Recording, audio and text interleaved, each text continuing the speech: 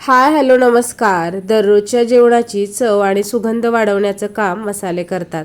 जिरे पावडर, धने पावडर आपण दररोजच्या स्वयंपाकामध्ये वापरतो. आज मी तुमच्याशी शेअर करणार आहे की घरच्या घरी धने पावडर, जिरे पावडर कशी तयार करायची, तसेच जास्त दिवस टिकण्यासाठी कोणत्या टिप्स फॉलो करायच्या.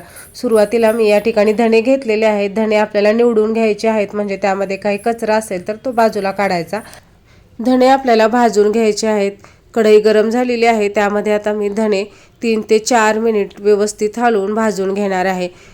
धने पावडरसाठी धने वापरताना असे थोडेसे हिरवट मोठ्या साईजचे धने वापरायचे, म्हणजे आपली भरपूर पावडर तयार होते. या ठिकाणी 3 ते 4 मिनिट हलवल्यानंतर आपल्याला हळूहळू धण्याचा रंग आहे तो चेंज व्हायला लागतो. तसेच सगळीकडे धने भाजल्याचा सुगंधसुद्धा पसरतो.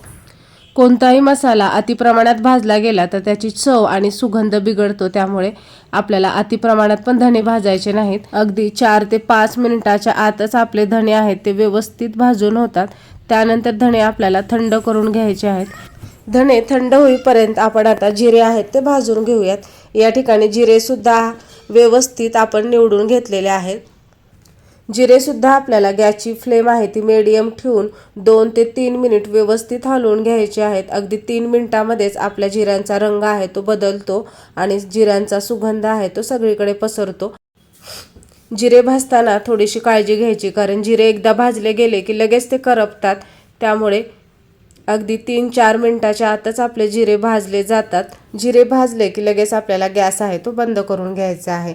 जिरेसुद्धा थंड करून घ्यायचे आहेत आणि त्यानंतर त्याची पावडर बनवायची आहे. या ठिकाणी धने आहेत ते आता थंड झालेले आहेत. ते आपण मिक्सरच्या भांड्यामध्ये व्यवस्थित आता वाटून घेणार आहोत. बाहेर मार्केटमध्ये जशी धने पावडर मिळते तसा आपल्या धने पावडरला कलर येण्यासाठी मी धण्यामध्ये पाव चमचा हळद घातलेली आहे आणि मी आता मिक्सरला बारीक वाटून घेणार आहे. आणि या ठिकाणी पाहू शकता आपले धने आहेत ते व्यवस्थित वाटले गेलेले आहेत आणि कलरसुद्धा अगदी मार्केटसारखा आलेला आहे. अतिशय सुंदर असा कलर तर आहेच, पण सुगंधसुद्धा अतिशय छान आहे. त्यानंतर आपल्याला धने पावडर आहे ती व्यवस्थित चाळून घ्यायची आहे. या ठिकाणी तुम्ही धने पावडर अशीही वापरू शकता किंवा तुम्हाला अगदी फाईन पावडर पाहिजे असेल तर तुम्ही चाळणीने थोडंसं चाळून घेऊ शकता. या ठिकाणी चाळणीने आपल्याला धने पावडर आहे ती व्यवस्थित चाळून घ्यायची आहे. वरती पाहू शकता अगदी चमच्याने चमचाभर होईल एवढी जाडसर अशी पावडर राहिलेली आहे. ती सुद्धा आपल्याला टाकून द्यायची नाही, तर आपण मसाले भात किंवा भाजीच्या वाटणामध्ये ती वापरायची आहे.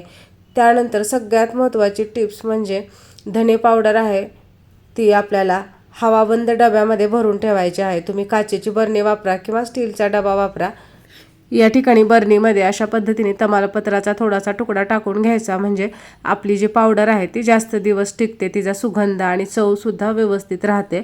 तर या ठिकाणी मी थोड्या प्रमाणातच धने पावडर बनवलेली आहे, कारण मी जवळपास 10 ते 15 दिवसाची धने पावडर, जिरे पावडर बनवते. कारण जेवढ्या पावडर आपण फ्रेश वापरू तेवढी त्याची चव आहे ती चांगली लागते. तुम्हाला जर जास्त दिवसाची धने पावडर, जिरे पावडर बनवायची असेल तर तुम्ही बनवू शकता. या ठिकाणी जिरेसुद्धा आपले थंड झालेले आहेत. ते सुद्धा आपल्याला मिक्सरला बारीक असे वाटून घ्यायचे आहे. जिरेसुद्धा लगेच वाटून होतात. आणि त्यानंतर आपल्याला जिरे आहेत ते छान चाळणीने चाळून घ्यायचे आहेत. या ठिकाणी पाहू शकता जिरे पावडरला कलरसुद्धा अतिशय सुरेख आलेला आहे. अशा पद्धतीने आपल्याला जिरे पावडरसुद्धा चाळून घ्यायची आहे. यावरती सुद्धा अगदी थोडीशी जाडसर पावडर राहिलेली आहे, ती सुद्धा आपण भाजीच्या वाटणामध्ये किंवा भातामध्ये वापरू शकतो. कोणतीही पावडर असो किंवा मसाले असो त्यामध्ये आपण ओला हात कधीच घालायचा नाही. कोरड्या चमच्याच्या साहाय्यानेच आपण पावडर किंवा मसाले बरणीमधून काढायचे. जिरे पावडरच्या बरणीमध्ये सुद्धा मी एक छोटं तमालपत्र घातलेलं आहे आणि त्यामध्ये आपण जिरे पावडर भरून ठेवणार आहोत.